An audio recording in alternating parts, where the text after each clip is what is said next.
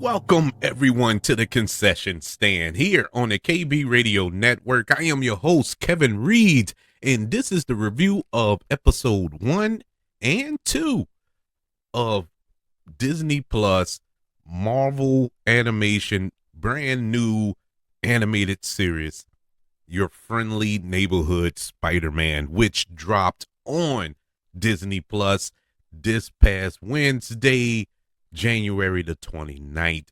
And this brand new show explores Peter Parker's origin story and the early days as Spider-Man, and is set in an alternate timeline from the main films and TV shows of the MCU, where Norman Osborn becomes Peter Parker's mentor instead of Tony Stark.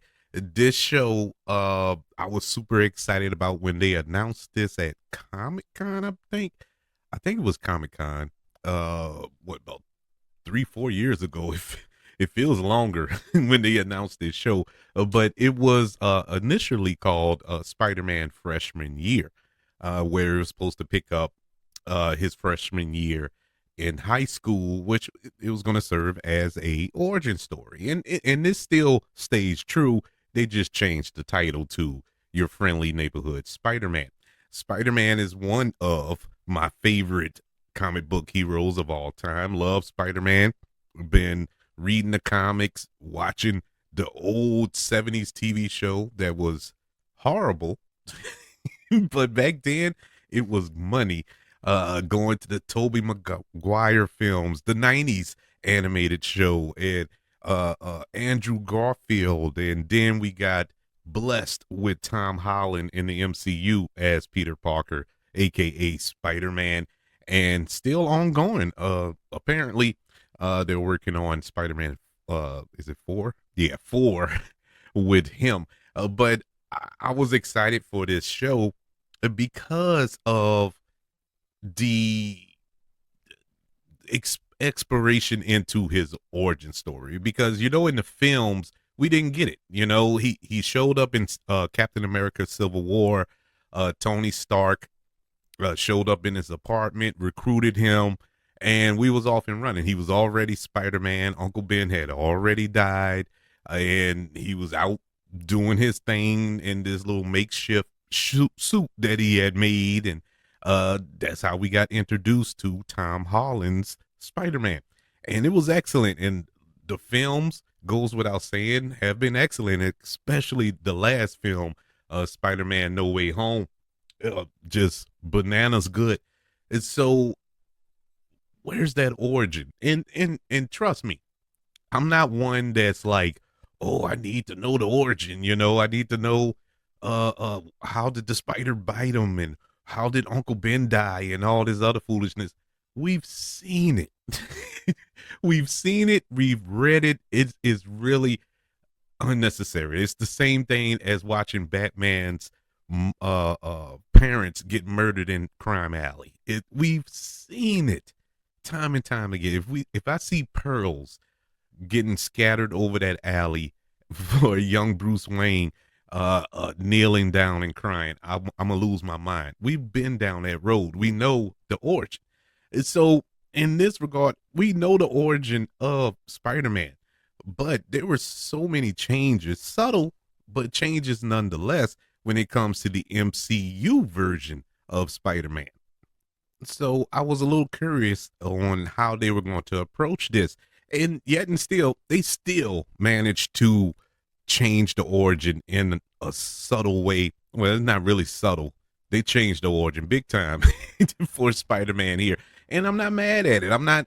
It's not like it's a betrayal of the Peter Parker origin story and the Spider-Man lore.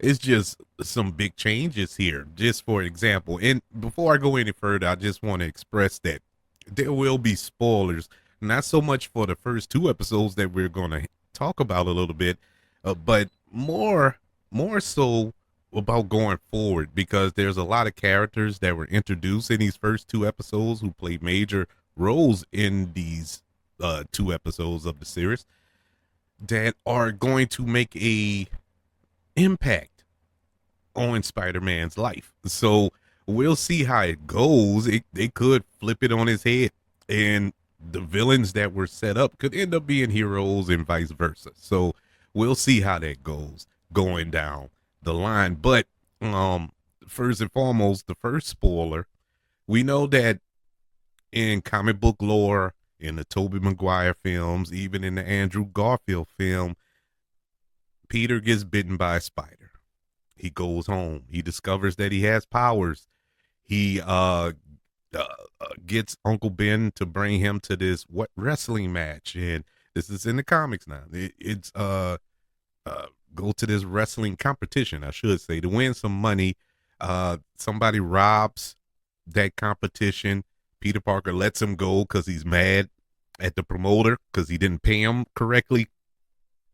That robber who he let go end up being the one who shot Uncle Ben, and that made the transformation, uh, uh, or at least the not so much transformation, but the shift in his way of thinking, especially being as though the last thing Uncle Ben told him, or one of the last things, was, "With great power comes great responsibility." We know the line, and so we got that, but here in Your Friendly Neighborhood Spider-Man, that's not what happened.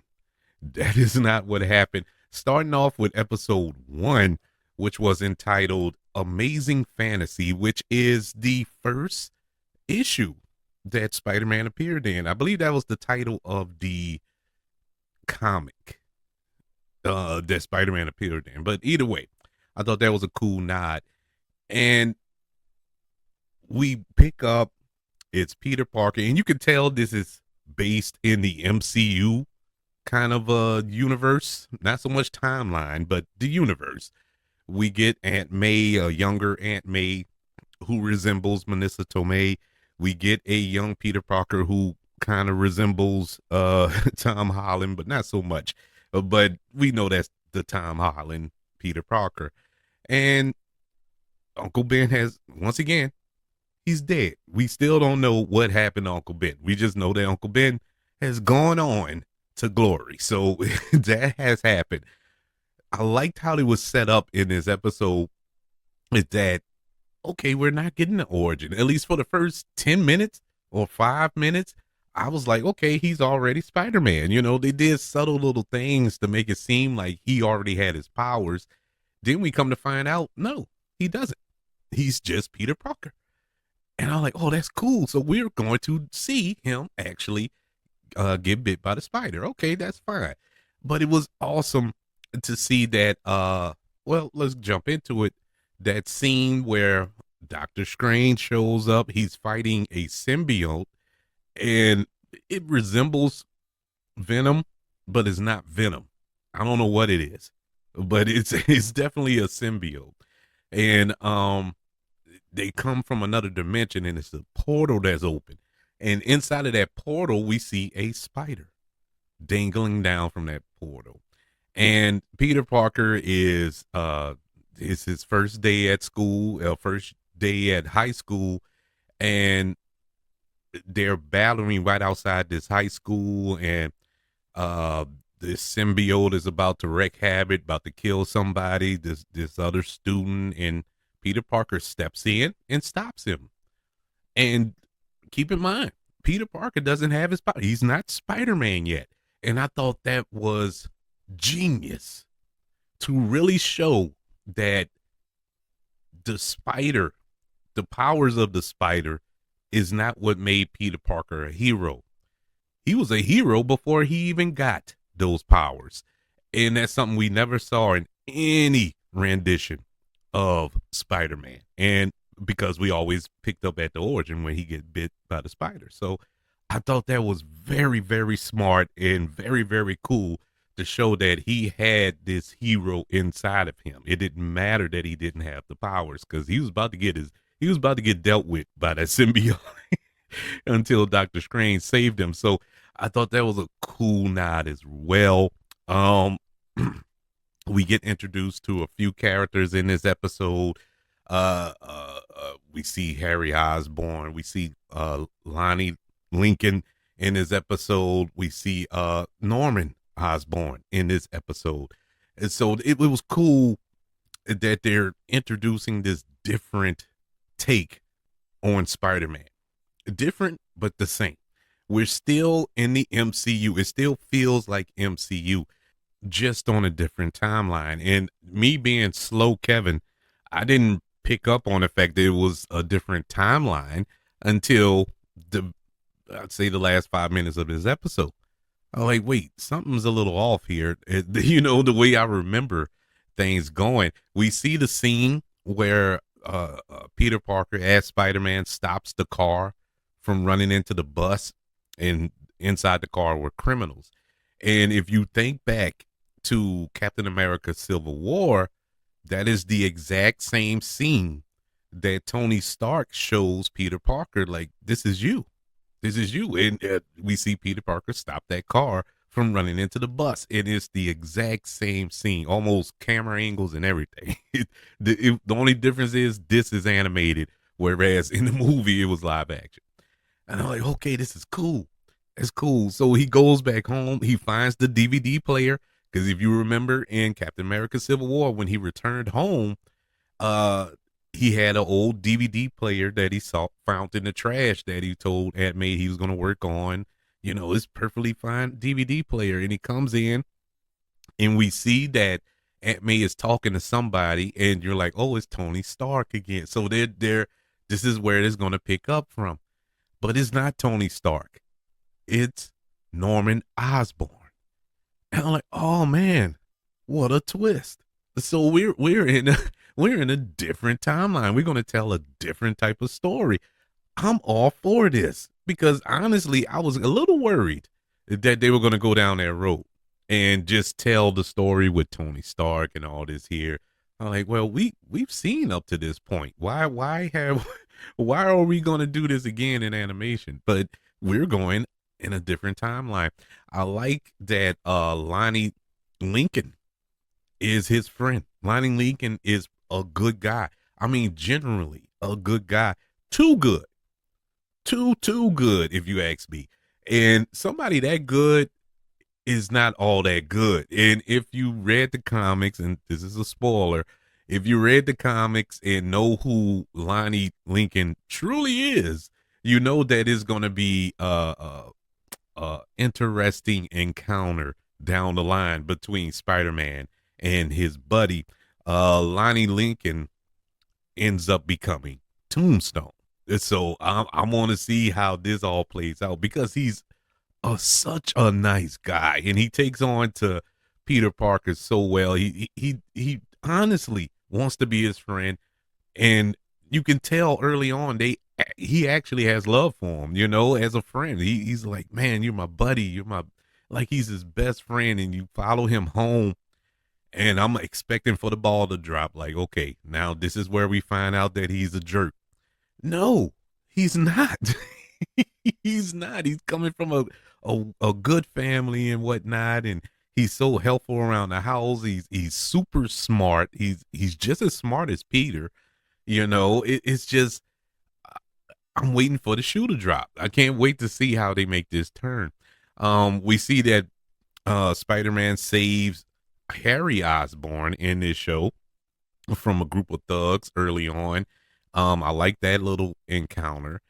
So it's a lot going. It was a lot going on in that first episode. I was completely sold. I was like, man, this is going to be great. We get to the second episode, and I wasn't as excited. The second episode was kind of dry, to be 100% honest with you. We didn't get much Spider-Man action. The title of episode 2 is The Parker Luck. It just didn't pop. It didn't have that pop. It did at the very end when it was a nice little twist, but we had to wait to the very end to get that twist. But other than that, it really wasn't that exciting. We got introduced yet again to a couple of characters that are going to play a part down the line, whether it's this season of the show or next season or whenever it all comes together. But they're setting it up to have a rogues gallery of villains already there laid out for Peter Parker going forward. We get introduced to Caller Connors. Yes, not Kurt Connors, who becomes, or is it Kurt? who becomes the lizard. Either way, he's a Connors. But in this version, it's a female who's missing an arm, and she is caller Connors, and we know that she will become the lizard down the line. And right now, they're working together at Oscorp on this team that Norman has put together in his little laboratory or whatever. And so that's going to be interesting as well to see how that relationship plays out and ultimately turns to a bad situation. But like I said, throughout this episode, this was mainly a Peter Parker episode. I guess that's why it's entitled The Parker Luck, because it really wasn't much Spider-Man in here. We get a couple of scenes with him. He battles Brutine and the pyromaniac. That's about it. It wasn't the greatest of episodes, but we do get that twist at the end of this episode where he's called up to Norman Osborn's office. He's apologizing to Norman Oswald. Norman Osborn. I got the penguin on the mind. That's a completely different universe. But anyways, and he's apologizing to him because he had to leave to go stop this pyromaniac, burn down this building and kill all these people. So as he was leaving, he changed into his makeshift Spider-Man outfit in the stairwell. Unbeknownst to him, there were security cameras, and Norman saw it. And so when he called him into the office, Norman played the video, and the episode ends with Norman saying, "So you're Spider-Man," and it went off. I was like, okay, this is interesting, because we're getting a show, or with any media, because I don't think in the comics Norman finds out Peter Parker. I don't think anybody found out until Civil War, when Peter Parker took off his mask in that comic book issue. But we're getting a version here where probably one of his deadliest foes knows who he is, and let's see how this go. This is going to be interesting. I am truly, truly, truly intrigued with this show. Even though the second episode wasn't as good as the first one, you put the two together, it's a good watch. I like it. And the animation, I can't leave without talking about the animation. I love the animation. This is that 3D cell animation that it looks so clean and it just looks great. I love it. It works for this show perfectly. I'm all in. I'm all in. I actually was sitting down and I felt like a kid again, because this show is mainly pointed towards kids. I'm gonna put it plainly. It's pointed towards the kids to draw them in, and I'm not mad at it. And we all got a little kid in us, and this show appealed to mine. I won't grade these first two episodes. I'll wait till after the season wraps up on February the 19th, because going forward it's going to be week to week, but they're going to play, I think, 2 episodes a week, 2 or 3 a week until the 19th of February. And so it's going to be quick. It's going to go by pretty quick, this first season. But I'm all right with it. I'm cool with it. I'll just wait till the end to grade the season as a whole. I would love to know, did you check out the first 2 episodes of your friendly neighborhood Spider-Man on Disney Plus? Did you like it? Did you shoo it off? You was like, another Spider-Man? No, man, you can't get enough Spider-Man. Come on, people. This is this is great. Or have you not checked it out yet? I highly recommend it. It is a nice, fun, quick watch. Can't wait for the rest of this season. But let me know how you feel by email. Email the show, kbradiopodcast@gmail.com. You can also search for this show on all social media platforms and leave a comment there as well. Don't forget about YouTube. Subscribe to the KB Radio Network channel and like this video if you don't mind. Don't forget about the 5 stars, the reviews, and sharing this show if you're listening on Apple Podcasts, Spotify, iHeartRadio, wherever you are currently listening to the Concession Stand here on the KB Radio Network. Everybody, thank you for joining me for this review of Disney Plus brand new Marvel animated series, Your Friendly Neighborhood Spider-Man episode 1 and 2. Want you all to know that I love you, continue to love everyone, and until we speak again, you all be blessed.